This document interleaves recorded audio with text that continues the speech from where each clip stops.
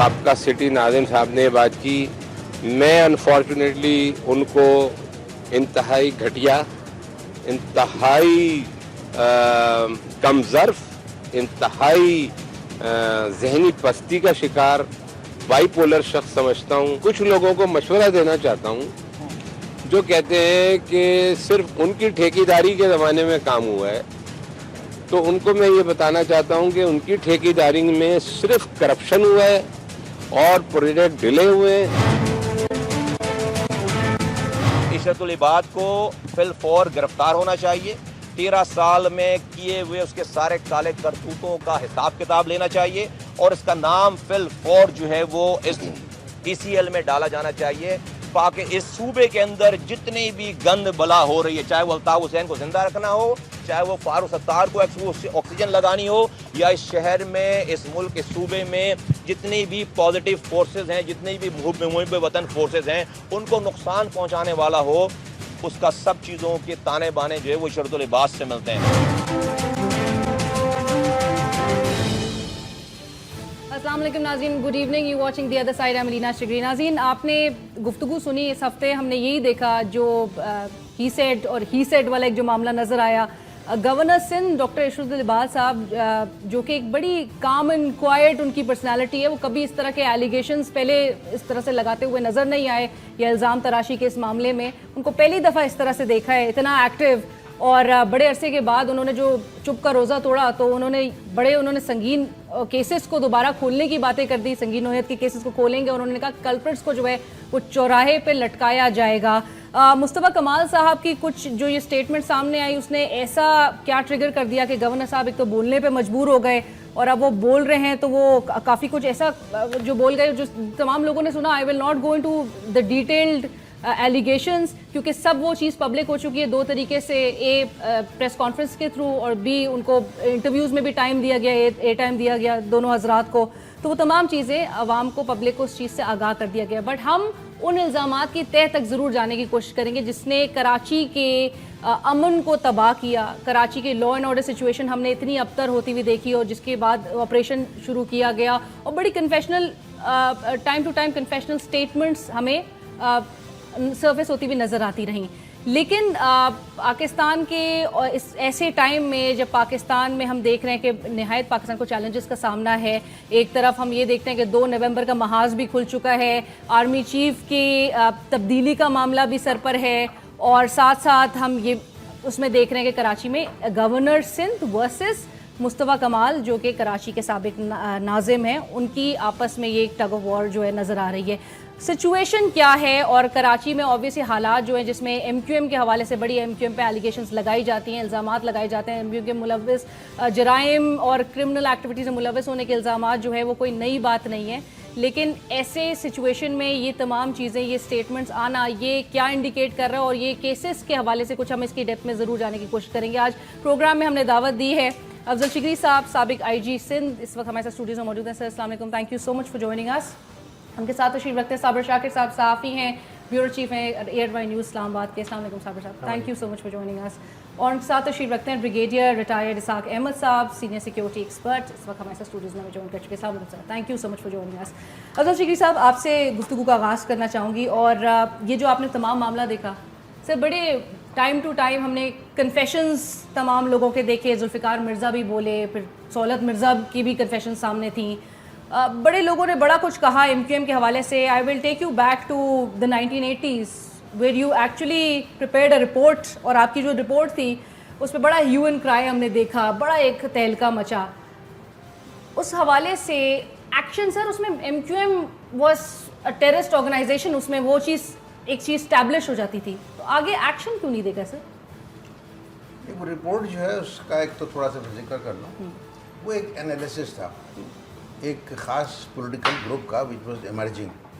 اس وقت تک اسمبلیز میں نہیں گئے تھے, اور اس میں یہ ہائی لائٹ کیا گیا کہ ملیٹنٹ گروپس جو ہے وہ تقریباً سب پولیٹیکل پارٹیز کے تھوڑے بہت ہیں, لیکن یہ پہلی دفعہ ہم نے یہ دیکھا تھا ایز اے پولیس آفیسر کہ یہ بہت آرگنائزڈ تھا, اور یہ ایک پیرلل تھا پولیٹیکل گروپ کے مقابلے میں, اور یہ ملیٹنٹ گروپ جو ہے وہ اس پولیٹیکل گروپ کو کنٹرول کرتا تھا.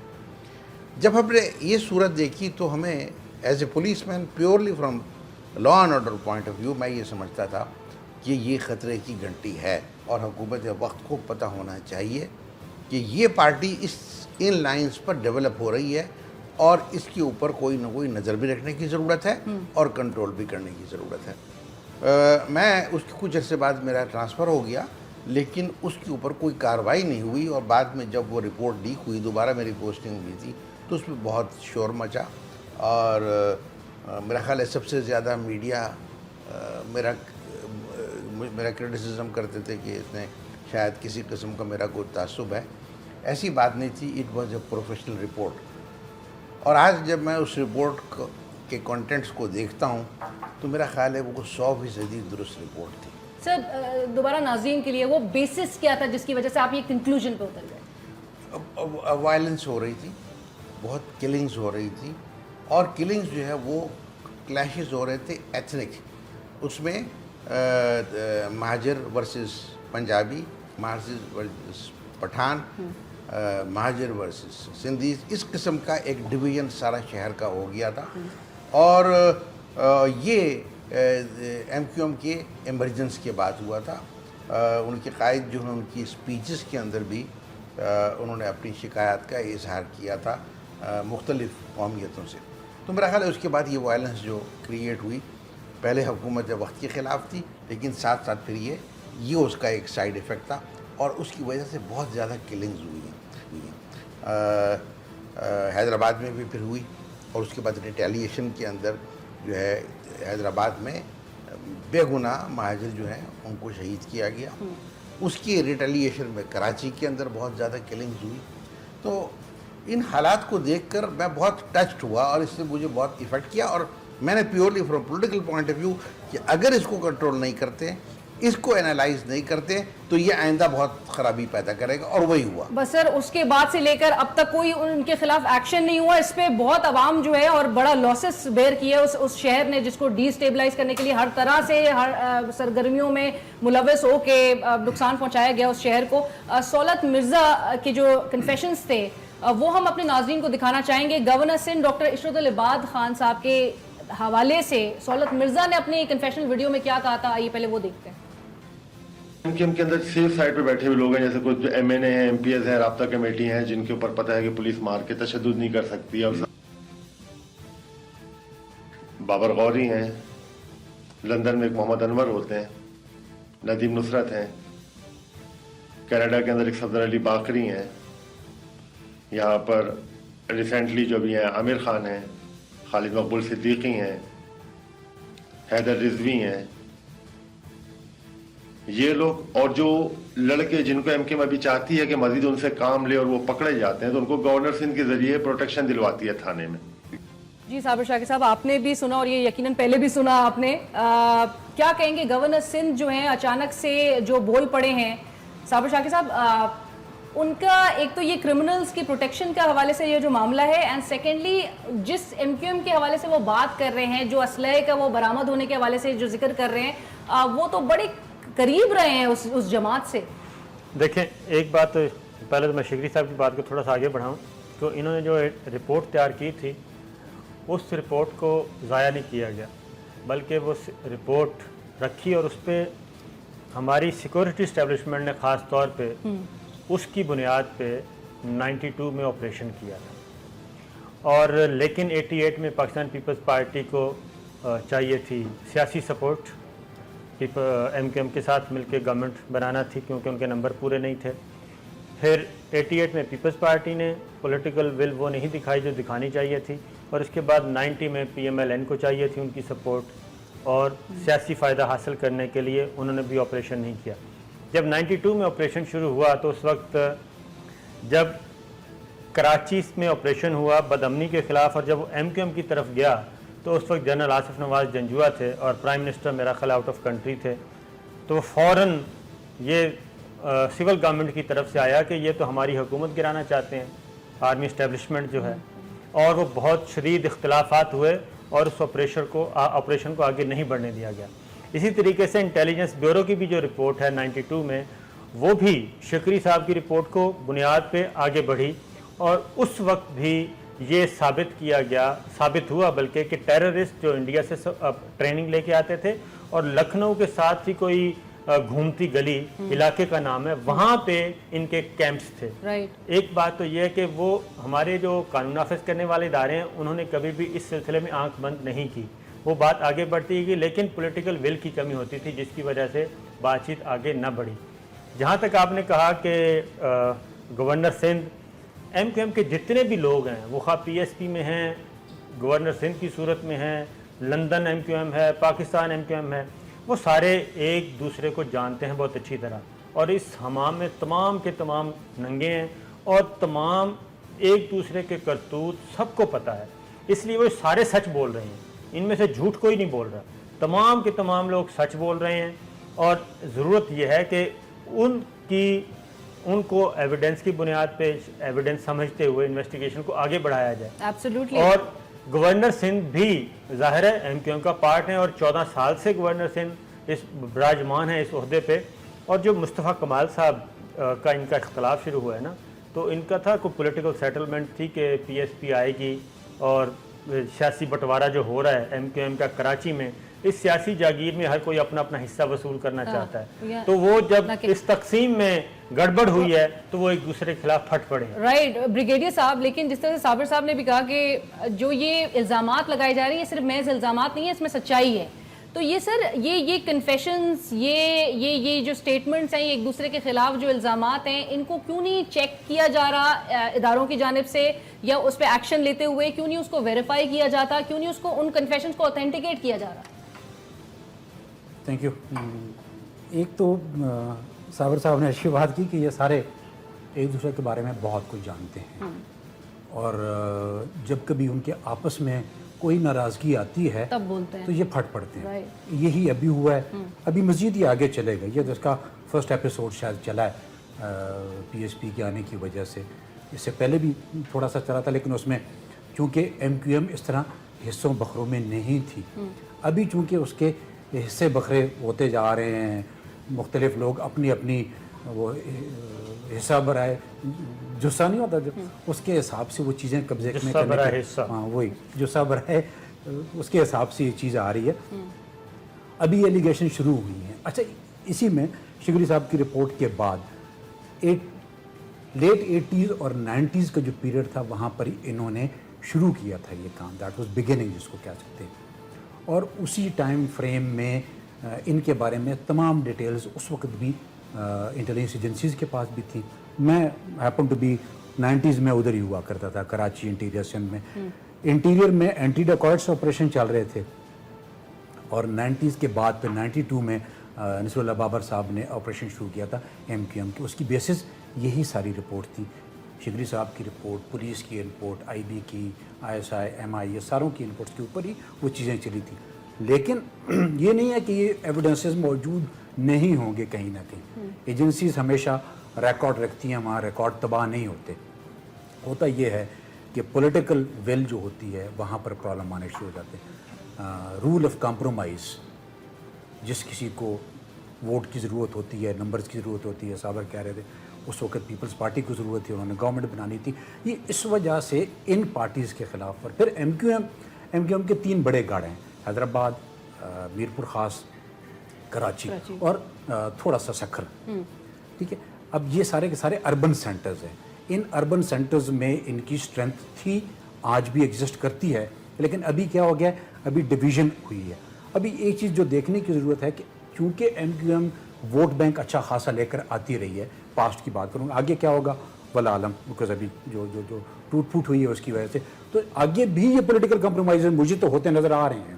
رائٹ سر، لیکن سر کیا وجہ ہے کہ ایک تو منی لانڈرنگ کے کیس سے الطاف حسین کو جس طرح سے بری کیا، اس کے بعد سے لندن رابطہ کمیٹی ایک دم سے سرگرم ہو گئی، پریس کانفرنسز کر رہی ہے الطاف حسین کے خلاف اس طرح سے، اور جو سپیچز ان کی مطلب پبلک ہوئی تھی جس طرح سے اینٹی پاکستان، اور یہ کوئی نیا سلسلہ نہیں ہے، یہ 80 سے چلا آ رہا ہے. یہ 94 میں بھی اس طرح سے یہ اکسایا گیا، اور ایک ہی ایجنڈا تھا कराची को स्पेशली डिस्टेबलाइज करना और पाकिस्तान के खिलाफ जो है पाकिस्तान तोड़ देने वाले एजेंडे पे काम किया जाता है। सर क्या वजह है कि गवर्नर आज को अपनी स्टेटमेंट में कह रहे हैं कि जी अल्ताफ हुसैन मेरे मोहसिन है, या पाकिस्तान पीपल्स पार्टी के जो बिलावल भुट्टो जरदारी हैं कि जी अंकल अल्ताफ हुसैन को कभी गद्दार नहीं कहा। मतलब एक वो नजर आता है कि जी यार तो डर खौफ है कि अल्ताफ हुसैन के खिलाफ कोई बात नहीं हो सकती। एक मुझे ब्रेक का इशारा दिया जा रहा है, ब्रेक के बाद डिस्कशन बढ़ाते हुए सौलत मिर्जा ने कराची में किस किस वक्त पे कब कब बदअमनी करी जाती थी और क्यों करी जाती थी, स्ट्राइक की कॉल देने का मकसद क्या होता था, उस हवाले से क्या कहा ये सुनते हैं and then let's relate and link the dots. MQM के अंदर मुआवजा वगैरह नहीं दिया जाता है, ये तो वो लोग हम लोगों को तो बाकायदा की तरह से बोल बोल ब्रेन वॉश करवा दिया कि आप लोगों को सब चीज़ों की कुर्बानी देनी है, जान की, माल की, घर की, हर चीज़ की कुर्बानी देनी है आप लोगों को। तहरीक देने का नाम होता है, लेने का नहीं होता, आप लोगों को देना ही देना है। हम लोग देते रहे, तहरीक वाले लेते रहे। कारकुनों के लिए देना नाम है तहरीक का और जिम्मेदारों के लिए लेना नाम है, ये बनाते रहे। ये जिम्मेदारों से क्या मतलब लेते हैं? जिम्मेदारों से मुराद हमारे राब्ता कमेटी के member, तंजीमी committee, MNA, MPA, MQM के लीडर्स हैं, अल्ताफ हुसैन और जो दूसरे लीडर्स हैं।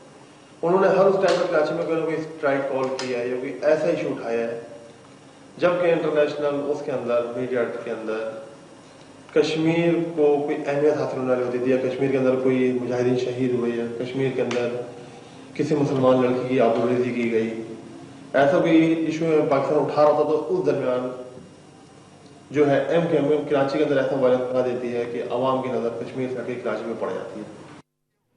अफजल शेख साहब, मैं फर्दर आगे बढ़ाते हुए इस डिस्कशन को आपसे पूछना चाहूँगी, एक तो ये हम साइड शोज़ देख रहे हैं जिसमें गवर्नर ने जिक्र किया कि जी कराची के लॉ एंड ऑर्डर के हवाले से वो कहते हैं कि जी लॉ एंड ऑर्डर इतना बढ़ कैसे गया, मतलब वो उस पर तशवीश का इजहार कर रहे हैं, कैसे री इन्फोर्स हुआ, अब किस स्टेज पर है और आगे क्या करना चाहिए। सर मैं आपसे पूछना चाहूँगी अब किस स्टेज पर है लॉ एंड ऑर्डर कराची में और आगे क्या होना चाहिए? कराची का जो अब आज का लॉ एंड ऑर्डर अगर आपने उस पर बात करनी है तो अब ये इसमें सिर्फ एमक्यूएम फैक्टर अब नहीं रहा, उसके बाद फिर आपका TTP आ गया, आपकी अफ़गान वॉर हुई और आपका सारा डेमोग्राफी जो है वो चेंज हुई। और मुझे याद है कि मैं कोई 2 साल पहले मेरा एक गनमैन हुआ करता था, वो शहीद हुआ, मैं उसके अफसोस के लिए गया था और वो KPK का था। और उस आबादी में जब मैं गया मैंने ऐसी हालत कभी नहीं देखी जहाँ पे एक खौफ और जहाँ पर कोई जाने को तैयार नहीं था। नो गो एरियाज़ जो है जो पहले सिर्फ एमक्यूएम डोमिनेटेड एरियाज़ में होते थे वो अब पठानों के एरिया में भी नज़र आ रहे थे और वो पैरेलल कोर्ट्स लगा रहे थे। ये सारी ख़राबी जो है ये मैं समझता हूँ कि पॉलिटिकल विल एंड कॉम्प्रोमाइज़, और कॉम्प्रोमाइज़ जब हमने क्राइम को टेबल पर रख के सौदेबाजी की वो सबसे बड़ा जुर्म था। वो एमक्यूएम TTP से भी बड़ा जुर्म था कि हमने सारे सिस्टम को फेल कर दिया और आज ये मुल्क जो है ये इस मुसीबत में है और आपको पनिशमेंट्स नहीं होती, जुडिशल सिस्टम आपका काम नहीं कर रहा है। कराची एक नॉन फंक्शनिंग सिटी है। कराची जैसे बड़े शहर में जिसमें 2-2.25 करोड़ की आबादी है वहाँ पे ना आपको कोई सर्विसेज हैं, ना वहाँ कोई सिस्टम है और वहाँ पे एक खौफ की फ़िज़ा है, क्राइम है, तबाही है, बर्बादी है। राइट सर, ये तो भला करे कि आर्मी ने और रेंजर्स ने मार कूट के कुछ हालात को संभाल लिया है। बिल्कुल ठीक है, लेकिन क्या हम तैयार हैं कि हम आगे सिस्टम को चलाएंगे? क्या हम तैयार हैं कि इन लोगों को जो मुल्क के ख़िलाफ़ नारे लगा रहे हैं, ये लोग जो मुल्क को तोड़ने की बातें कर रहे हैं, हम उनके खिलाफ कार्रवाई करने को तैयार हैं? अगर हमारी ये विल नहीं है तो मेरा ख्याल है और ज़्यादा खौफनाक हालात जो मुझे नज़र आ रहे हैं। सर ये बात बताएं ना कि ये जो गवर्नर सिंध इरशादुल इबाद साहब जो 14 साल से गवर्नर हैं, जो साने 12 मई 2007 को अब तक 9 साल गुजर चुके हैं, 9 साल के बाद अगर वो बोल रहे हैं कि जी अब चेहरे कुछ नज़र आ गए हैं और कल्प्रिट्स का कुछ पता चल गया है और कल्प्रिट्स को जो है मुल्जिमों को चौराहे पर लटकाया जाएगा, ये लटकाएंगे जो इतने साल तक खामोश रहे? ये लोग तो सारे जो है उस सारे सिस्टम का हिस्सा हैं। इनसे उम्मीद हमें नहीं है और ना मुझे तो उम्मीद नहीं है। सच्ची बात ये है कि इन हालात के अंदर मुझे नहीं नज़र आता ये, मुझे तो यही नज़र आता है कि आर्मी जो है उसको आगे बढ़ना चाहिए। अब ये जो बात करते हैं आर्मी एक्शन की, यहाँ आर्मी भेज दो वहाँ भेज दो, भाई इन एड ऑफ आपको 245 लगाएं, वहाँ पर आर्मी कोर्ट्स लगे اور وہاں پہ حالات کو سنبھالے اور اس دوران کے اندر آپ کو جو ہے سول ایڈمنسٹریشن کو اس کو ریسٹرکچر کریں اور اس کو ریوائیو کریں, تب آپ کے کا ایک صحیح اور مجھے صحیح مستقبل نظر آتا ہے. ورنہ اس ملک میں بہت تباہی اور بہت بربادی نظر آ رہی ہے مجھے. Right sir. صابر شاکر صاحب, جس صوبے کی اسمبلی میں الطاف حسین کے خلاف اور غداری کے حوالے سے وہ قرارداد جو ہے وہ پاس ہوتی ہے, اسی صوبے کے گورنر جو ہیں وہ بولتے ہیں کہ الطاف حسین میرے محسن ہیں, کیا کہیں گے؟ گورنر سندھ کہتے ہیں کہ الطاف حسین میرے محسن ہیں, اور جس جماعت نے وہ قرارداد پاس کی, پاکستان پیپلز پارٹی, اس کے چیئرمین بلاول بھٹو زرداری کہتے ہیں کہ وہ میرے انکل ہیں, اور میں کسی پہ غداری کا الزام لگا ہی نہیں سکتا. اصل ایشو وہی ہے کہ پولیٹیکل کمپرومائزز اب بھی ہو رہے ہیں. ابھی بھی آپ نے دیکھا الطاف حسین صاحب نے ایک اسٹیٹمنٹ دی. اسٹیٹمنٹ کیا تھی؟ وہ پاکستان کے خلاف اعلان جنگ, اور اس کے بعد انہوں نے کہا واشنگٹن سے مدد لینا پڑے, اسرائیل سے لینا پڑے, انڈیا سے لینا پڑے, جہاں سے مدد ملتی ہے آپ لیں اور اس ناسور کو ختم کریں. اب چاہیے تو یہ تھا کہ اس وقت فوری ایکشن لیا جاتا, فیڈرل گورنمنٹ ایکشن میں آتی. ریزولوشن تو پاس کرنا یہ تو ایک بے یار و مددگار جو لوگ ہوتے ہیں ان کا کام ہوتا ہے. ایکشن لیتی اور ایم کیو ایم کے خلاف الیکشن کمیشن میں جاتی, اور ایک ہی طریقہ الیکشن کمیشن کے پاس فیڈرل گورنمنٹ اگر آج چلی جائے تو میرا خیال ہے 3-4 ہیئرنگز میں ایم کیو ایم ڈکلیئر ہوتی ہے ایک قلم جماعت, اور اس کے تمام M N As, M P As, senators قانون کے مطابق وہ سارے کے سارے ڈسکوالیفائی ہوتے ہیں. لیکن اس ڈسکوالیفیکیشن کا نقصان کیا ہوگا؟ اس کا نقصان ہوگا مسلم لیگ نواز کو مرکز میں اور پاکستان پیپلز پارٹی کو سندھ میں. تو ایک کرائسس پیدا ہو جائے گا. اس کرائسس کو بچانے کے لیے یہ ساری پولیٹیکل فورسز اکٹھی ہیں, اور اس کو بچانے کے لیے ان کو سائڈ پہ رکھا ہوا ہے کہ نہیں, ان کو کچھ نہیں کہنا, آپ ہم کو سیاسی حل. ایگزیکٹ یہی چیز شیخ مجیب الرحمان کے زمانے میں کی گئی. شیخ مجیب پکڑا گیا, اس پہ سازش ثابت ہو گئی, لیکن اس وقت کی پولیٹیکل فورسز اور اس وقت پولیٹیکل کریکٹرز میدان میں آئے اور اسی شیخ مجیب کو جیل سے رہا کروایا, اسی کو پولیٹیکل پروسیس میں ڈالنے کے نام پہ کھیل کھیلا گیا, اور پھر مکتی بانی اور وہ سارا کچھ ہوا, اور اس پاکستان الگ ہوا. اب بھی آج بھی کراچی میں MI6, را, CIA یہ وہاں پہ کھیل کھیل رہے ہیں اپنا. آپ کو ایک چھوٹی سی بتاؤں, پرائم منسٹر گیلانی کا جب ان کو ڈسکوالیفائی کیا سپریم کورٹ نے, تو پورٹ اینڈ شپنگ کی منسٹری جو ہے وہ بابر غوری صاحب کے ہاتھ سے نکل گئی. ظاہر کیبنٹ تحلیل ہو گئی. ان کو خطرہ تھا کہ یہیں پیپلز پارٹی نہ لے لے. اس وقت بابر غوری, اس وقت کی گفتگو ابھی بھی موجود ہے, بابر غوری صاحب نے لنڈن کال کی, لنڈن برٹش اتھارٹی سے بات کی گئی, برٹش ہائی کمیشن کو کنوے کیا گیا اسلام آباد میں کہ یہ منسٹری ہر صورت میں ایم کیو ایم کو دینی ہے, زرداری صاحب کو یہ میسیج دیں, اور وہ میسیج گیا, اور وہ پورٹ اینڈ شپنگ کی وزارت بابر غوری صاحب کو ملی. آج یہ جو کہہ رہے ہیں اتنا اسلحہ, اس وقت بھی یہ خبریں آئی تھیں کہ نیٹو کنٹینر سے اسلحہ غائب ہو رہا ہے اور یہ جمع ہو رہا ہے. انٹیلیجنس رپورٹس بھی تھیں, سیکورٹی فورسز کی رپورٹس بھی تھیں, لیکن اس وقت ماحول ایسا نہیں تھا. ایم کیو ایم کے خلاف آپ خبر دے ہی نہیں سکتے تھے, بول ہی نہیں سکتے تھے, کیونکہ وہ چینل کیا, وہ فورن ٹی وی سے, وہ کیبل سے ٹی وی غائب کر دیتے تھے. تو اس وقت بھی یہ چیز تھی. اور ایک اور بات ابھی انیس ایڈوکیٹ نے بھی کی اور سرفراز مرچنٹ نے بھی, کہ الطاف حسین صاحب نے استعفیٰ لے لیا گورنر سندھ سے, وہ چلے گئے دبئی استعفیٰ دے کے, اور 4-5 دن ادھر بیٹھے رہے. گورنر سندھ نے بات کی برٹش ہائی اتھارٹیز سے. انہوں نے الطاف حسین کو کال کی, الطاف حسین سے ملے, اور انہوں نے کہا کہ یہ شٹ اپ کال دی الطاف حسین کو بقول ان کے, اور انہوں نے کہا کہ جناب کنوے کریں گورنمنٹ کو بھی اور عشرت العباد کو واپس بھیجیں. تو ہماری جو گورنمنٹ ہے وہ تو چلا رہی ہے MI6, CIA, برطانیہ اور امریکہ اور دلی. تو اس کے بعد آپ کیا کریں گے؟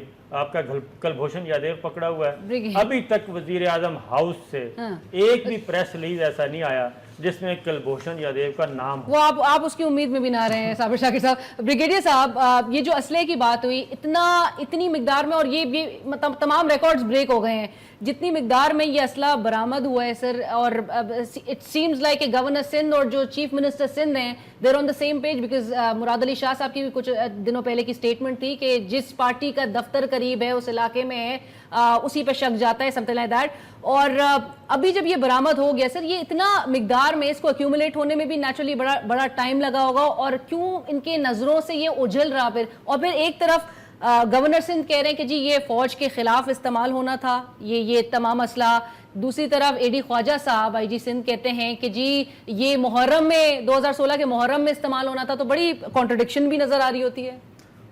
اچھا, یہ اسلحہ ابھی کا نہیں ہے, ہم کہیں کہ یہ کوئی پچھلے ٹائم لگا ہے نا, 2-5 سال نہیں. یہ جو شکری صاحب نے بات کی نا, وہ جو ایم کیو ایم بنی اس نے اسلحہ اکٹھا کرنا شروع کیا, اس سے پہلے تو کراچی میں لوگ یہ ایک قسم کی چیزوں سے دور رہا کرتے تھے. یہ تو ٹی ٹی پہلی بار انٹروڈیوس ہوا تھا, جس کو 30 بور, آج ہم 30 بور کے نام سے جاتے ہیں, یہ پسٹل پہلی بار انٹروڈیوس ہوا تھا, اس کو ٹی ٹی کہا جاتا. پھر طالبان کا ٹائم آیا, ٹھیک ہے, پھر کراچی تقسیم ہو گیا فیفڈمز میں. پیپلز پارٹی نے اپنے گڑھ بنا لیے, بلوچ کے اپنے گڑھ تھے, جماعت اسلامی اپنا کام کرتی تھی, اے این پی اپنا کام کرتی تھی. یہ سارے کے سارے اپنے اپنے علاقوں میں نوگو ایریاز ایگزسٹ کرتے تھے, ایگزسٹ آج بھی کرتے ہیں.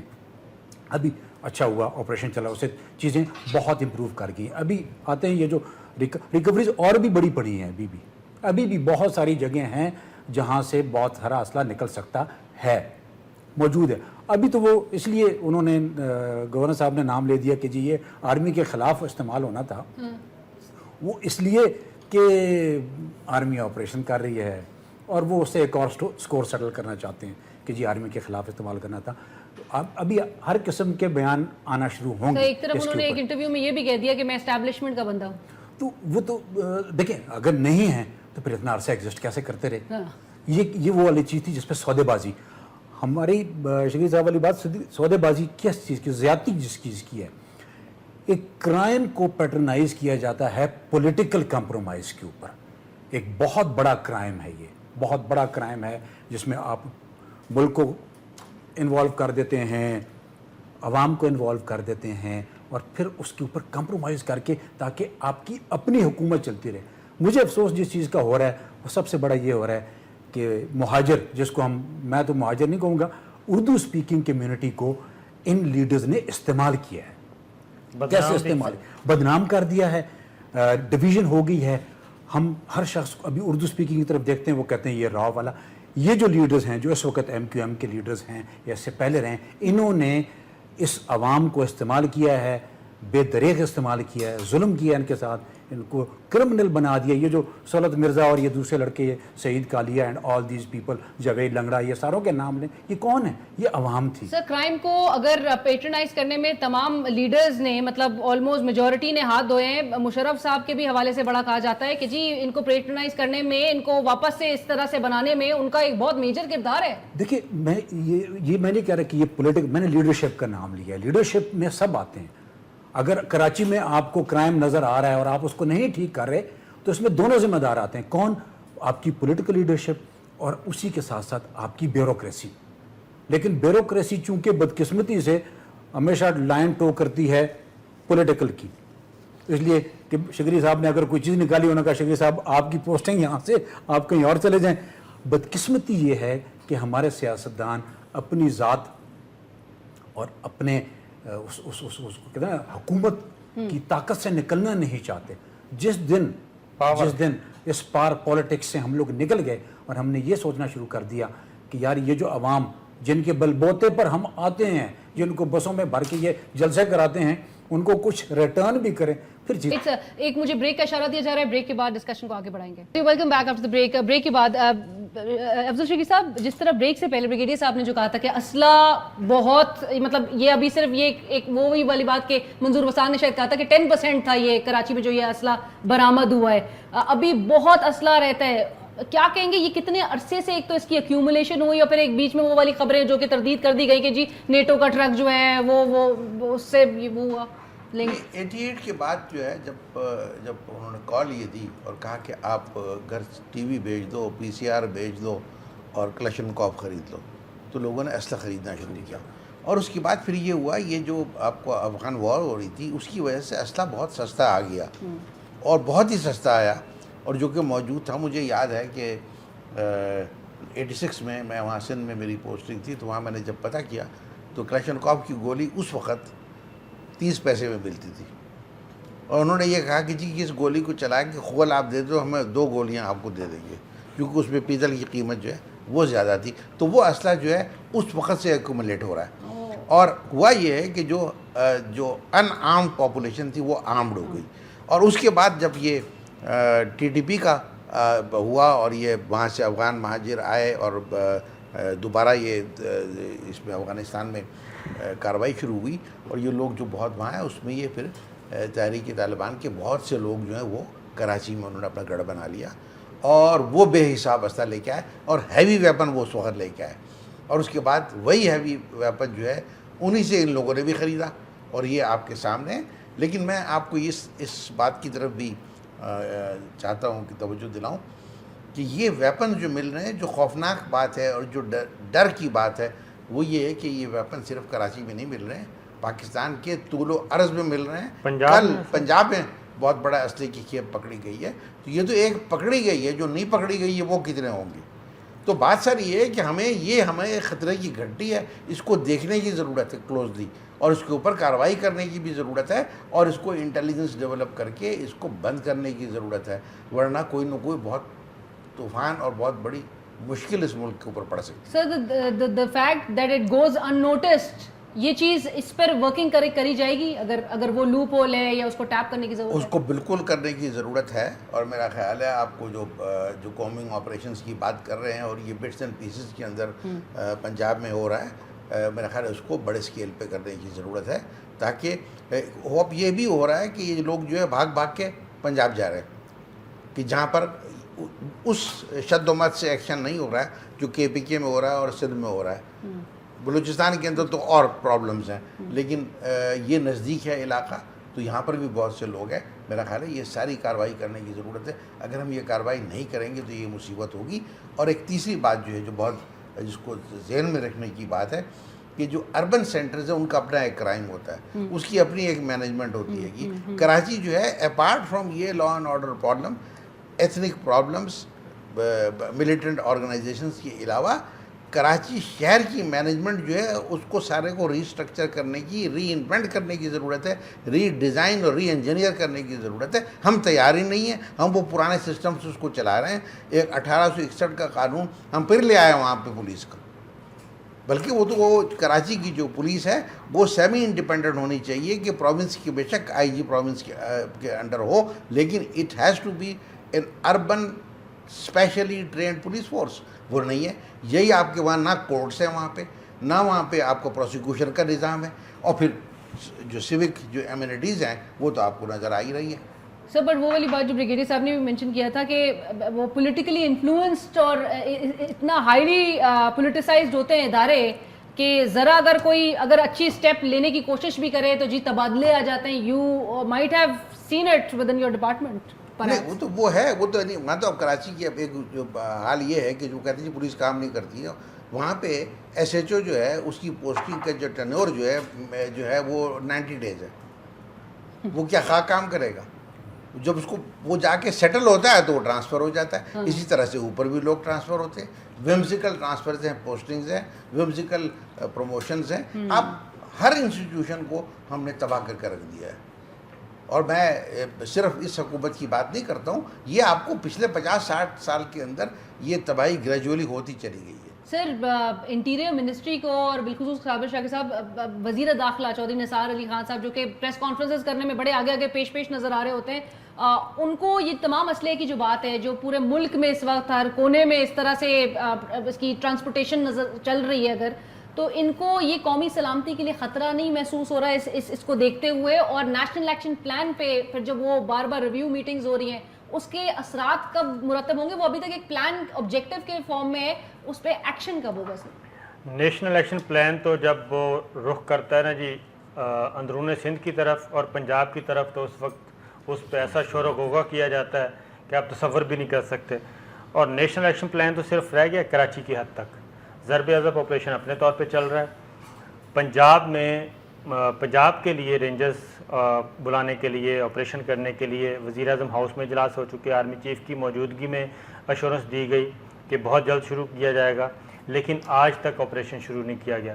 اس کی وجہ کیا ہے؟ اس کی وجہ یہ ہے کہ یہ جتنے بھی ملیٹنٹس ہیں ان کو جو پولیٹیکل جو ونگز ہیں ان کو استعمال کیا جاتا ہے، ووٹ بینک ہے ہر ملیٹنٹ ونگ کا، اس کو استعمال کیا جاتا ہے۔ پھر اس کو آپ کو یاد ہوگا ابھی کل ہی پنجاب کے ایک پی ایم ایل این کے ایم پی اے نے، طاہر جمیل ان کا نام ہے، انہوں نے ایک قرارداد جمع کروائی ہے پنجاب اسمبلی میں وزیر قانون رانا ثناء اللہ کے خلاف کہ مجھ پہ 3 دفعہ حملہ ہو چکا ہے اور جو لوگ پکڑے گئے ہیں وہ رانا ثناء اللہ کے ہیں، لیکن پولیس کارروائی نہیں کر رہی۔ انہوں نے سی ایم پنجاب کو بھی خط لکھا ہے کہ جناب مجھے بچایا جائے اور یہ ان لوگوں کے خلاف کارروائی کی جائے۔ رانا ثناء اللہ صاحب ان کو پشت پناہی کر رہے ہیں، لیکن یہ ریزولوشن کا آپ کو پتہ ہی ہے کون جیتے گا، ایم پی اے تو نہیں جیتے گا، ظاہر ہے رانا صاحب سروائیو کریں گے اور وہی آگے آئیں گے۔ تو مسئلہ یہ ہے کہ ہر پولیٹیکل پارٹی نے ایک ملیٹنٹ ونگ رکھا ہوا ہے، اگر نہیں ہے تو ملیٹنٹ گروپس کو وہ استعمال کرتے ہیں، اور ضرب عضب اپنا نیشنل ایکشن پلان وہ ایک ردی کی ٹوکری ہے۔ یہ سب انتظار کر رہے ہیں کہ کسی نہ کسی طریقے سے 29 نومبر گزر جائے، آرمی چیف راحیل شریف صاحب سے جان چھوٹے، نئے آرمی چیف کوئی اپنی پسند کے لگائے جائیں، یہ ساری کی سارا جو ایک لیگیسی ہے راحیل شریف صاحب کی یہ جائے گھر۔ کبھی محمود خان اچکزئی صاحب بول پڑتے ہیں، کبھی طلال چودھری، کبھی دانیال عزیز، کبھی مولانا صاحب، اور اس کے بعد باقی رہی صحیح کہ سر آپ نے وہ ڈان کی خبر دیکھ لی ہوگی تو وہ بھی آ گئی ہے۔ لیکن نئے آرمی چیف کے آنے سے چیزیں مطلب یہ اس کو آگے کیری فارورڈ، اور یہ اسی طرح اسی عزم کے ساتھ جو جنرل راحیل جو ہیں جس طرح سے لے کر چل رہے تھے اس آپریشن کو، اسی طرح سے آگے بڑھایا جائے گا؟ اس پہ خدشات تو نہیں ہونے چاہیے مطلب؟ اچھا، آرمی چیف کی جو تبدیلی ہے نا، اس کو مختلف اینگل سے لوگ اس کو انالائز کر رہے ہیں، جس کا ایک اینگل آپ ابھی بتا رہی ہیں کہ کیا جس عزم سے ضرب عضب چلی کیا یہ آگے بھی چلے گی؟ Right, because they represent the whole institution, اور نواز شریف صاحب کی مرضی سے یا ان کی مرضی اس میں نہ شامل ہو ایسی کوئی بات نہیں ہوتی، لیکن وہ انسٹیٹیوشن کو ریپرزینٹ کریں گے اور اسی کی طرف کو وہ عزم کو آگے لے کے چلیں گے۔ اچھا، ایک شک جو پایا جاتا ہے مارکیٹ میں وہ یہ ہے کہ اگر army chief prime minister select کرتے ہیں تو شاید وہ ان کی 100% لائن ٹو کرے گا، وہ نہیں کر سکتا۔ آرمی، آپ کی بات میں بھی اس میں رہا ہوں 31 سال، ایک انسٹیٹیوشن ہے، اس کے اندر صرف سنگل آدمی ٹھیک ہے بہت پاورفل ہوتا ہے، آرمی چیف پاکستان میں بہت پاورفل اپوائنٹمنٹ ہے اور اس کی لائن ٹو کی جاتی ہے، لیکن اتنی نہیں کی جاتی کہ وہ نیشنل سیکورٹی کو اوور پار کر جائے، کسی صورت میں نہیں ہو سکتا۔ اگر وہ چیز ملک کے لیے نقصان دہ ہوگی، آرمی چیف کسی صورت میں اس پہ نہیں جا سکتا ہے، یہ چیز بڑی کلیئر ہونی چاہیے۔ جو بھی چیف آتا ہے، زبیر صاحب آتے ہیں یا اشفاق ندیم آتے ہیں یا حرمدے آتے ہیں، جو بھی آتے ہیں ان میں سے ایک چیز بڑی کلیئر ہوگی، نیشنل سیکورٹی پہ نو کمپرومائز۔ ان کی نظر چوتھے نمبر پہ چلیں، جو بھی آتا ہے وہ ایک خاص حد تک وہ ٹھیک ہے، سافٹ سٹانس رکھیں، شاید میں اس پہ بھی تھوڑا سا اسکیپٹیبل ہوتا ہوں، لیکن ایک چیز بڑی کلیئر ہے، جب کبھی نیشنل سیکورٹی کا ایشو آئے گا اس کے اوپر کور کمانڈرز کے بڑے پریشرز ہوتے ہیں۔ کور کمانڈر کے اجلاس میں ایک بات ہوتی ہے، کلیئر بات ہوتی ہے، یہ نہیں وہ کہتے ہیں نا زبان کے نیچے بات نہیں رکھتے، وہ صاحب بات کرتے ہیں، اور ضرب عضب چلے گی، ٹیررزم، اس لیے کہ جو راحیل شریف صاحب نے ایک گراف تیار کر کے ہمیں چھوڑ کے جائیں گے، ریٹائر ہوتے ہیں، اس کو فالو کرنا پڑے گا، ورنہ یہی میڈیا، یہی عوام، ہم سب بولیں کہ کیوں ضرب عضب کو کم کیا گیا، کراچی کو اینڈ پہ پہنچنا چاہیے۔ رائٹ سر، بالکل، جس طرح کراچی کے حوالے سے، اور لاسٹ کامنٹ افضل شریف صاحب، جو گورنر سندھ کے حوالے سے جو کہا جا رہا ہے کہ بھائی اتنے عرصے تک واسی نیپنگ، جو ابھی وہ بلدیہ فیکٹری یا وہ حکیم سعید کے قاتلوں کو یا وہ عظیم طارق کے قاتلوں کو یا وہ 12 مئی کے سانے کے حوالے سے جو کلپرٹس کو ہینگ کرنے کی بات کر رہے ہیں، تو وہ اتنے عرصے کیا کر رہے تھے؟ تو نیشنل ایکشن پلان پہ بھی سر مطلب ادارے جو ہیں ان کے حوالے سے ہمیں یہی نہ صرف کہنا پڑے، because we are always hit by an incident to actually call a review meeting, آپ کو ایکشن اس پہ نظر آ رہا ہے نیشنل ایکشن پلان پہ؟ میرے خیال ایکشن تو بہرحال کسی حد تک ہو بھی رہا ہے اور فردر ہونا چاہیے۔ باقی گورنر صاحب کو میں ذاتی طور پہ بڑا پسند کرتا ہوں، is very soft spoken. And that brings us towards the end of the program. Thank you so much for joining us. Program کی ٹیم اور آخر میں شکری صاحب نے بھی کمپرومائز کر لیا۔ And that brings us towards the end. Programme की टीम और अलीना शिगरी को इजाजत दीजिए. We really hope कि जो एक अज़म का इजहार उन्होंने डेफिनेटली किया गवर्नर सिंध ने, वो बड़ा खुशाइन है, लेकिन उसके मुताबिक उसको संजीदगी से लेते हुए वो कल्प्रिट्स को कैफर किरदार तक पहुंचाएं भी तो बहुत बड़ी बात है. प्रोग्राम की टीम और अलीना शिगरी को इजाजत. अल्लाह हाफ़िज़.